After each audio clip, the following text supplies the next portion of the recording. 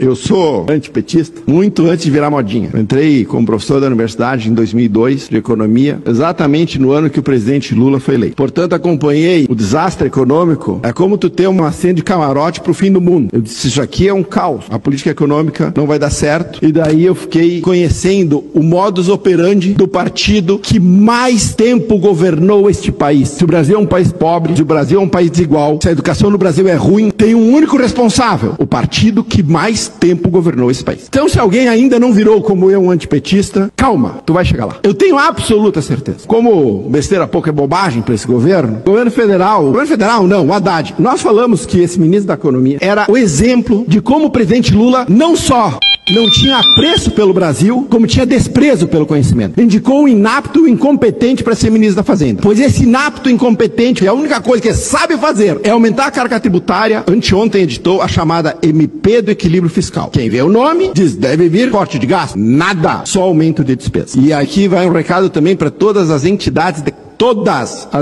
classe. Se os senhores acham que se submeter a este governo vingativo aí vai fazer com esse governo lhes ouça, não vai acontecer. Isso aí é que nem você alimentar o leão na esperança do último a ser comido. Este governo não tem respeito algum por nenhuma agenda que não seja sua. Todas as entidades de classe ligadas à indústria tiveram na esperança, seja do vice-presidente lá, não a Janja, o Alckmin, de que ele poderia reconduzir a indústria brasileira para o rumo. Da onde sai essa esperança? Quando o presidente Lula entrou, a participação da indústria no PIB brasileiro era de 28%. Em 2014, ela era de 22%. A desindustrialização tem um pai no Brasil, é o governo Lula. A MP do Equilíbrio Fiscal, que altera regras de PIS e COFINS e compensação de impostos, vai representar para a indústria em 2025, segundo o presidente da CNI, 60 bilhões de reais. O presidente Lula, seu governo de inaptos e o seu ministro incompetente já pegam um setor que está destruído e impõe um ônus fiscal de mais 60 bilhões de reais baseado na tal da MP do Equilíbrio Fiscal. Qual a justificativa da equipe incompetente, do ministro incompetente da economia? A de que precisavam compensar a desoneração de 17 setores da economia. O presidente Bolsonaro passou seus 4 anos desonerando os 17 setores da economia e esse dinheiro não fez falta. Diminuiu a dívida e teve superávit. Por que faz falta para esse governo? Porque esse governo só gasta dinheiro com a reconstrução do Rio Grande? Com aqueles que precisam? Não, só com os seus e com aqueles que lhe dão votos. Essa é o norte da política do PT para qualquer coisa. Esse governo não une ninguém. Esse governo só olha os seus, só direciona recursos para os seus e só quer saber de agradar os seus. Quem não rezar a cartilha, não beijar a mão, é tratado com desprezo. Vocês querem que a gente se submeta a isso? Quando a indústria se submeteu a este governo, ela começou a cavar a própria sepultura. O voto de Minerva do CARF já traz um ônus para a indústria estimado em 20 bilhões. Mais 60 bilhões, são 80 bilhões de reais em tributos para um setor que no Brasil só perde. Neste momento, uma comitiva de ministros está para a China. Recomendo pegar o ministro chinês da indústria e já mandar ele vir ao Brasil assumir o posto. Vocês querem acabar com a indústria brasileira e entregar na mão dos chineses? Parabéns, o trabalho está sendo perfeito. Inacreditável que as entidades de classe que representam a indústria no Brasil não tenham aprendido a lidar com esse tipo de governo. Então eu vou dar um conselho para as entidades de classe. Ao invés de vocês irem beijar a mão do vice-presidente da República ou do presidente da República, ou seja, quem vocês acham que tem que puxar o saco para poder conseguir algum tipo de benefício, comecem a fazer peças publicitárias, colocar em horário nobre, acusando que esse governo efetivamente é um governo de destruição de todo o processo de criação de riqueza desse país. Ah, mas o PIB cresceu 0,8%. Sim, consumo veio a galope.